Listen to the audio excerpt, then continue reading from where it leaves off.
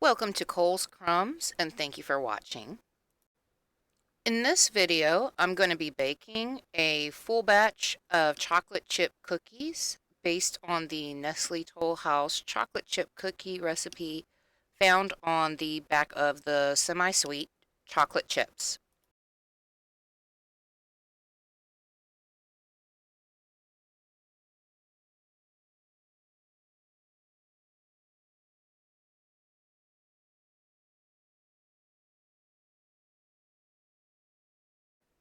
Prep time for this recipe is about an hour and a half. That includes your baking time as well as the time to mix the ingredients together. You want to preheat your oven to about 325 to 350. It all depends on your oven.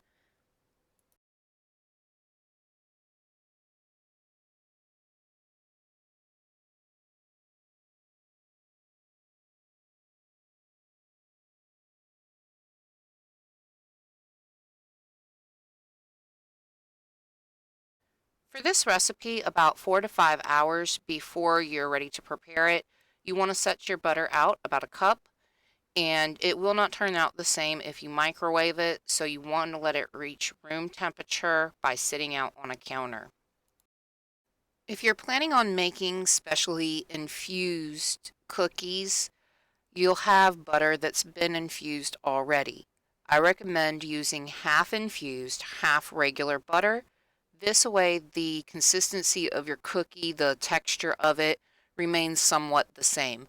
Butter that's been infused and heated over a long period of time is not going to have the same texture as the butter you would normally use for this type of cookie recipe. For this recipe, you're going to want two separate bowls, one for your dry ingredients and one for your wet ingredients. In your second bowl, you're going to want to add 2 1/4 cups of flour, 1 teaspoon of baking soda, and 1 teaspoon of salt, and stir and mix that well. I recommend using fresh baking soda, or if you open a box of baking soda, make sure you put it in like a Ziploc bag so it maintains the freshness of the baking soda.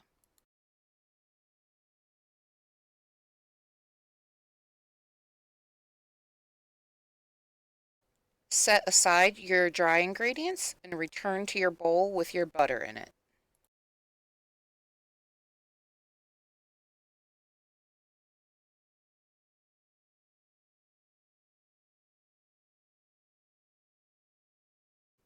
In your bowl with your wet ingredients, you're going to include your sugar and your brown sugar, as well as a teaspoon of vanilla extract.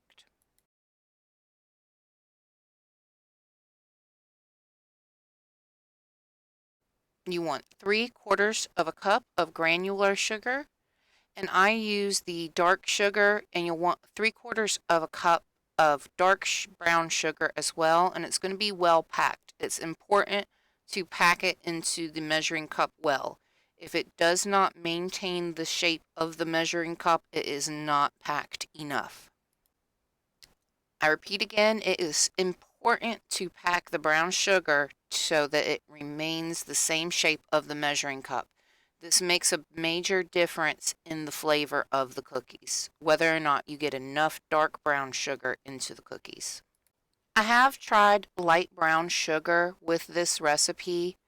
Personally, I think the flavor with the butter and dark brown sugar is much better. Next, you're going to stir this till it's creamy and smooth. It'll look almost like an icing when you're finished.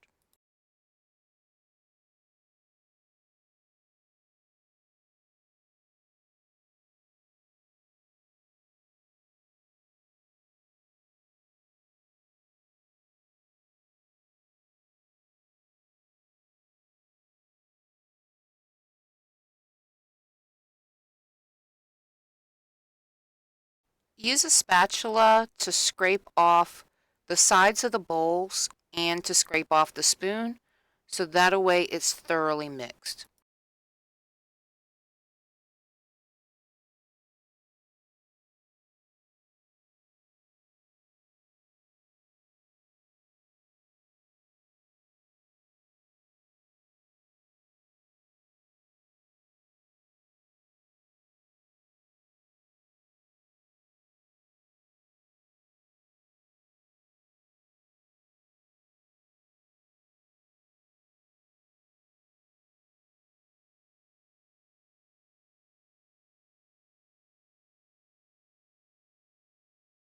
Once it's completely smooth and mixed together, you're going to add 1 egg at a time. Stir after each egg until completely incorporated into your mixture.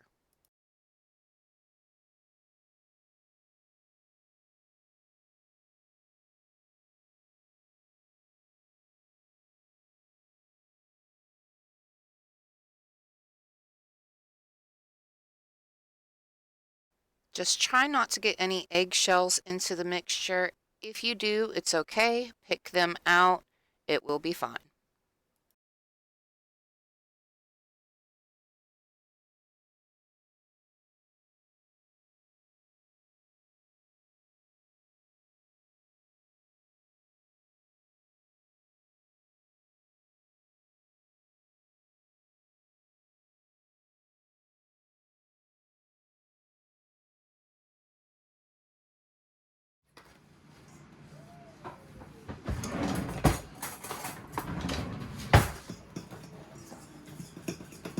Once both eggs have been fully mixed into this, we're going to return to our dry mixture of flour, salt, and baking soda. With our flour mix, we're going to slowly mix that into the rest of our ingredients. I do about a third at a time, mix, add another third, mix, and then add the last third and mix thoroughly.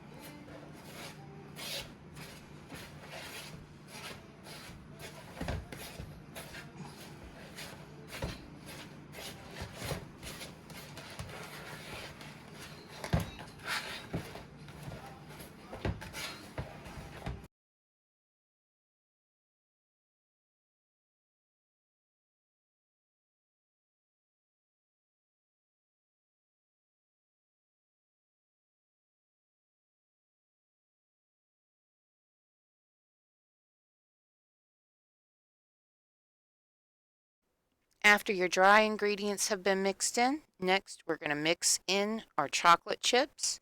And for this video, my son wanted to help. For this recipe, you don't have to do just 2 cups of chocolate chips. You can switch out a cup for a cup of pecans, or a cup of walnuts, or a cup of raisins. However you want to do it, it just depends on your tastes and what you put in.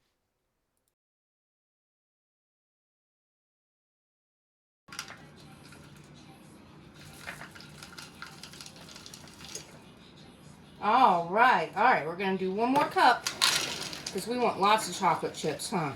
Because they're so yummy. All right, there you go. Put that other cup in. Good job. All right. Well, big boy. They're strong. They keep this up, please. Yeah.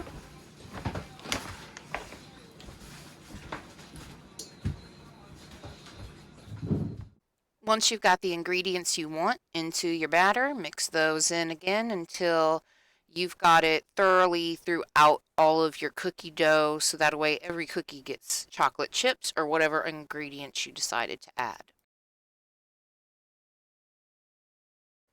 Cooking times are going to vary. I've had convection ovens and conventional ovens of different brands and different types. The best thing to do is to sit and watch each batch of cookies as they bake until you get a set time and temperature to make your cookies perfect. Once you've lined 1 or 2 cookie sheets with parchment paper, you'll want to scoop your cookie dough onto your parchment paper. I use a cookie dough scoop and I scrape it even so that way all of my cookies are the same size and they cook at the same rate. We used to just use 2 regular spoons like you would eat cereal with and just do it like that. But now that I'm baking these to sell to people, I make sure that they are all exactly the same size.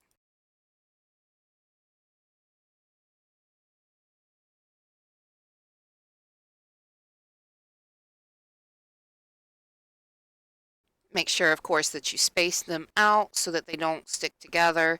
Here I've gotten 8 to a tray. They're pretty large cookie trays, though. And then you'll want to go ahead and put them in the oven again for about 10 to 12 minutes, just depending on your oven.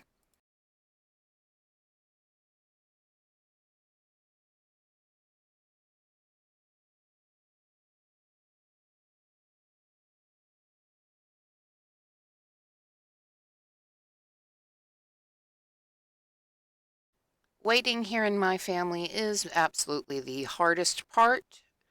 They never seem to make it all the way to end of cooking. I usually end up with probably a dozen eaten before the entire batch is finished cooking. Depending on how you want your cookies to be once they've completely cooled down, will base how the cookies look when they come out of the oven. I usually take mine out when I start seeing a couple of little holes on the top and it still looks a little wet on the top. When the cookies first come out of the oven, you're not going to be able to scoop them off of the tray. You'll need to give them about 2 minutes to cool down so the edges can harden a little and they'll be able to be picked up with a spatula. Once the cookies have cooled for about 2 minutes, you're going to place them onto aluminum foil that you've lined across a counter. I usually have to have about 2 sheets about 3 foot wide on the counter. And then just repeat those steps of putting cookie dough on cookie sheets, putting them in the oven, taking them out to cool, and then placing them onto the aluminum foil until you are out of cookie dough.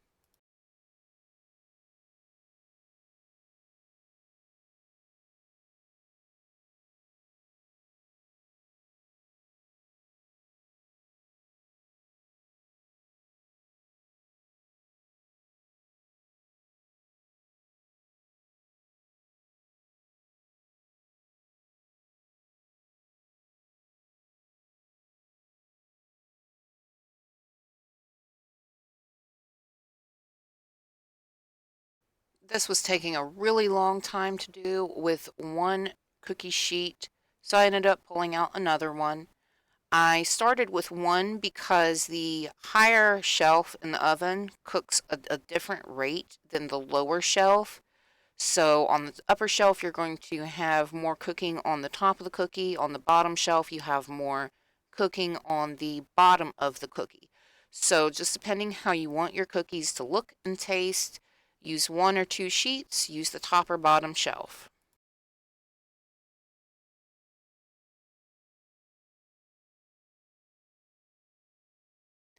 After you've finished cooking all of your cookies and you've given them enough time to cool and reach room temperature on the aluminum foil, you'll want to put them in a Ziploc bag. You do not want to leave them setting out. They will harden and become harder than you would expect a homemade cookie to be. We want them to be soft and still, gooey in the middle, which they won't stay that way even in a Ziploc bag, but they'll be more like a soft cookie that you get from the store.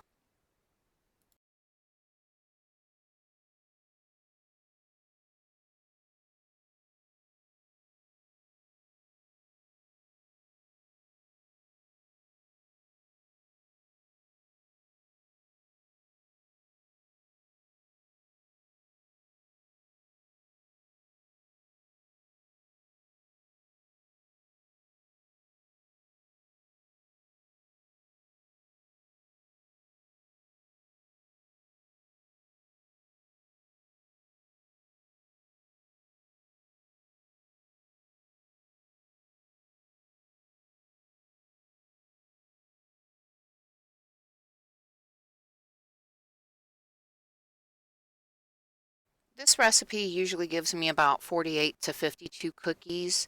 Depending on how many trays you use, that's going to take you anywhere from 70 to 80 minutes or 35 to 40 minutes. If you use one tray, 70 to 80 minutes. 2 cookie sheets is going to take you about 35 to 40 minutes.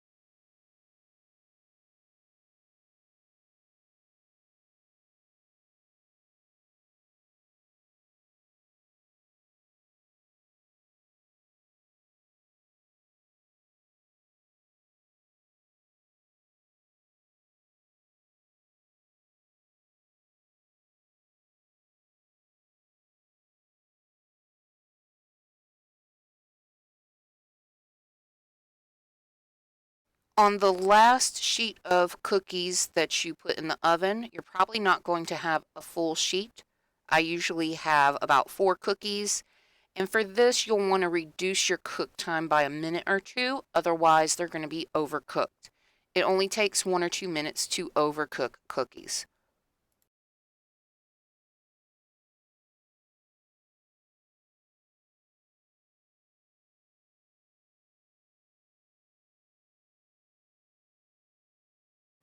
Thank you for watching. Please like and subscribe for more videos.